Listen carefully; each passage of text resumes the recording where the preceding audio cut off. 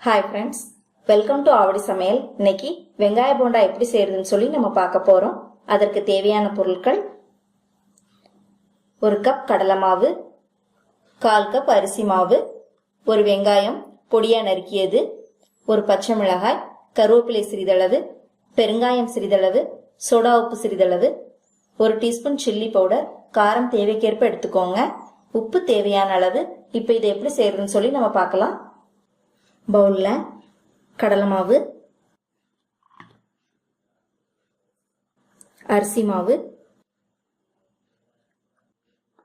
பெருங்காயத்தூள், சோடா உப்பு, chilli powder,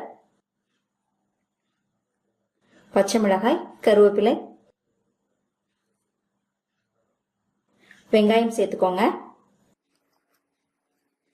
அடுத்து தேவையான அளவு உப்பு சேர்த்துக்கோங்க. எல்லாத்தையும் நல்லா கலந்துக்கோங்க.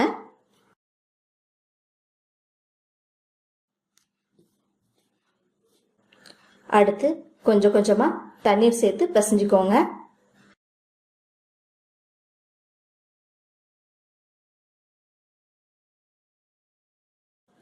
மாவு கெட்டியாவும் இருக்கக்கூடாது, ரொம்ப தண்ணியாவும் இருக்கக்கூடாதுங்க. இந்த பதத்துல இருக்கணும்.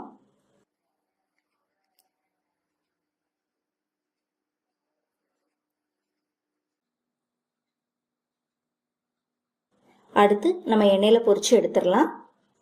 எண்ணெயை மீடியம் ஃப்ளேம்ல சூடு பண்ணிக்கோங்க. அடுத்து தண்ணியில கையை நனைச்சிட்டு மாவு உருட்டும் போது ஒட்டாம வருங்க.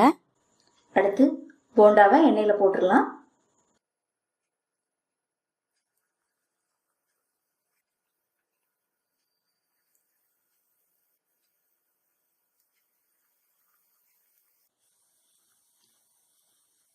இந்த பக்கம் நல்லா வந்துருச்சுங்க. நம்ம அடுத்த பக்கம் திருப்பி விட்டுறலாம்.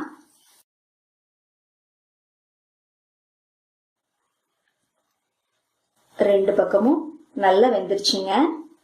அடுத்து நம்ம போண்டாவை எடுத்துடலாம்.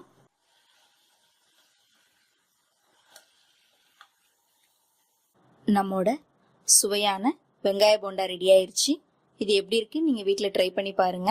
இந்த வீடியோ உங்களுக்கு பிடிச்சிருந்துச்சுன்னா ஆவடி சமையலுக்கு சப்ஸ்கிரைப் பண்ணுங்க. நன்றி, வணக்கம்.